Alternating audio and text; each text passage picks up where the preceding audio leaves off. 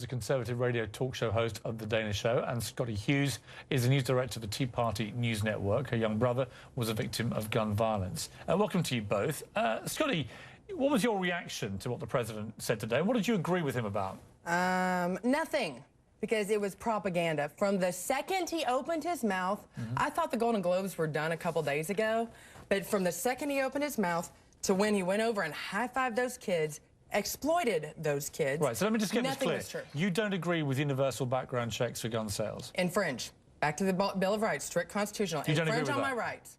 I think there's a certain thing to be said, but let's point this out here. Well, hang on. How can it possibly infringe anybody's rights to have a background check for a potentially lethal firearm, given that gun owners, the people that, gun store owners, have to have them? What possible infringement of your rights is it as a member of the American society if you want to buy a gun to have a background check? Well, here's the deal. I'm a legal gun owner, so I'm going to have it. I'm not going to object. You might find I stole an Oreo cookie in kindergarten in my background, but I'm going to be clear, and I got cleared. The criminals, though, are not going to do it. That's the key to this. If you think the criminals are going to say, hallelujah, and they're going to have a complete come-to-Jesus meeting and go get a background check, that's completely false. If the criminal... But that is about people planning to break the law, and that's down to law enforcement people to enforce the law. It's a different issue. Well, the key is, though, that's once again, you're doing a federal mandate. You don't agree I really with... don't. I think he totally exploited the situation. Never mind your view about his exploitation skills. Would you cap ammunition magazines to a 10-round limit? No. Why? Because it doesn't say so in the Constitution. Where do you have bullet points in the Constitution? Where does it say you can have an assault weapon that can fire 100 bullets in a minute in your Constitution? Oh, Piers, more importantly, where does it say I cannot? Right. So where's the limit? Well, there's not, because it doesn't say it. It does not say it. There are more than 50 gun control limits already. Because I don't agree with those. They should never have been put in. So you want a tank? You know what? When is the last time you saw a terrorist attack? Let's be real with this. Do you want the right to have a tank? Do you believe the Second Amendment gives you, Scottie Hughes, the right to have a tank? You know what? Honestly, I don't see bullet points in the Constitution. Sure, I don't want one. I think my mayor would be upset. Okay, Dana Loesch, do you think that Scottie's right? Do you feel you have the right to have a tank? That's an interesting question, Piers. I want to explain something. An interesting question. How can this be a sensible conversation? No, Dana, you represent a lot of people who believe what you say and trust you. How can you possibly say you want the right to a tank? I haven't even said anything yet. You've just presupposed what my answer is going to be. Well, tell me you don't want the right to a tank.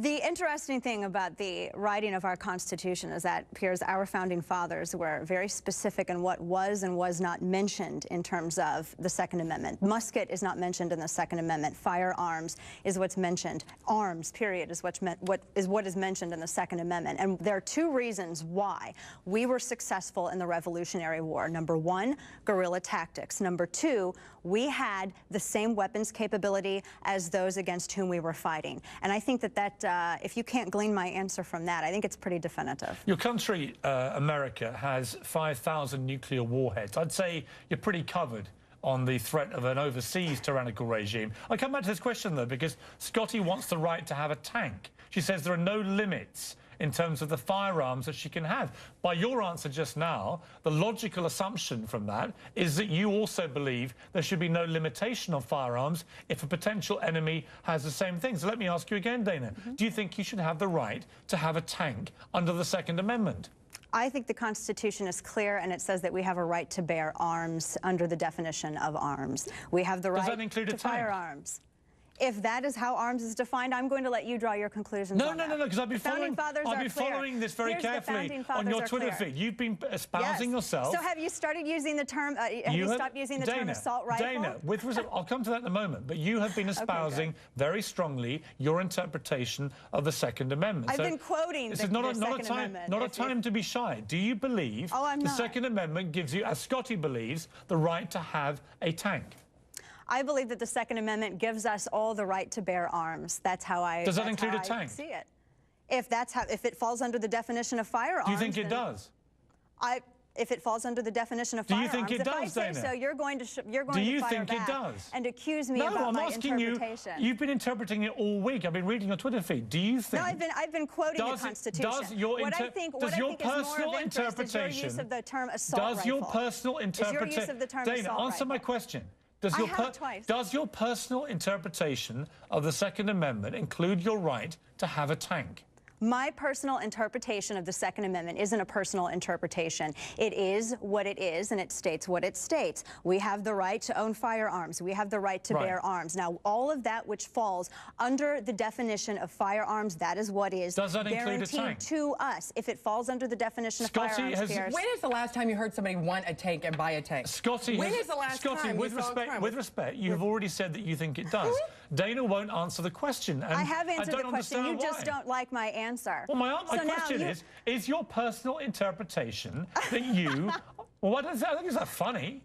No, because actually, it's ludicrous. Because actually, Piers, with all due respect, I find it so interesting that you're trying to nail down this definition when you can't even accurately talk about what is or is not an assault rifle I will come to that, but here's why it's such an important question.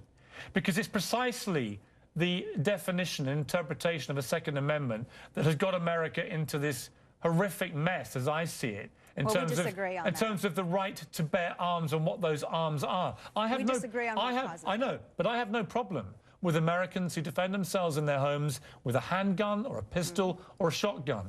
I have a major problem, as you know, with the more military-style assault weapons. Now, you say that the weapon used at Aurora and the weapon used at Sandy Hook was not an assault weapon. I ask you, what is an assault weapon if it's not a weapon that can kill 20 children in a few seconds or unload 100 bullets in a movie theatre in 90 seconds? What do you term that kind of weapon if it's not an assault weapon? And the reason I put it to you is that the last time there was an assault weapon ban, that particular weapon was included in the ban. And people got round it by modifying it, but it was included. So it was defined in 1994 as an assault weapon. Actually, it also discussed the cosmetics that you could add on to such a weapon. First of all, let me address your initial question. There's no such thing as an assault weapon, no more than there is such a thing as an assault unicorn.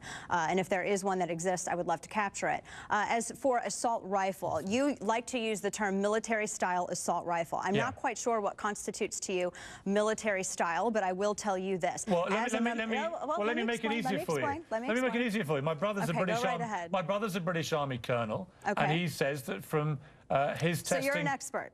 Well, my brother is, yes. He's fought alongside American troops in Afghanistan and Iraq. He says he's only belong, as does General McChrystal and General Colin Powell, on a military field because they perform in a military-style capability. When a young, deranged man... well, it's not funny. Stop laughing, Dana. I don't like anybody laughing in this conversation. These are fundamental... Wait, I am letting you answer. I'm telling you that in my view... I know what the answer is. Any rifle that can unload 90 bullets or 100 bullets in 90 seconds has to be an assault weapon. Well, again, assault rifle, when you use the term military-style assault rifle, you do realize that you're trying to conflate the terms, and you're giving the impression that Adam Lanza and these other individuals actually owned military standard rifles. An assault rifle, if you want to use this term for the sake of argument, you're talking about either a weapon or a firearm that's capable of select fire, which I'm sure you know what that means, I do, yeah. Being that you're discussing it, or it's semi-automatic, automatic, or it's capable of select fire. No, you see, I'm actually not, though. I'm actually not. I'm talking about... Well, let me tell you, as a firearm owner, as a member of the NRA and someone who has shot fully automatic weapons and who owns semi-automatic weapons, let me tell you that a citizen cannot go out and purchase a fully automatic weapon. They are regulated to ban. So when you use this terminology, it is from this knowledge base that you're using to cast aspersions onto our Second Amendment rights. You don't dispute that the AR-15 was banned under the last assault weapons ban. Excuse me, Scottie, wait a minute. Right. And Columbine happened, and Columbine happened after that. Wasn't the question, Dana. Do you dispute that it was banned? And Columbine happened after Dana, that. you have trouble tonight answering any of my questions. No, I'm not. I'm answering all of your questions. Just clarifying for me this one thing. Answers doesn't constitute me not answering You say the AR-15 is not an assault weapon. Why was it banned then under the 1994 assault weapons ban? Because people don't like scary-looking guns. Do you realize you can get a pellet gun that looks like a military-style assault weapon? You don't want to ask the question. Because Joe Biden was at the lead of it. Let's take a break. Joe Biden was the one. Take a break. Come back. I'll try some more questions. Why don't we see if we can get some answers?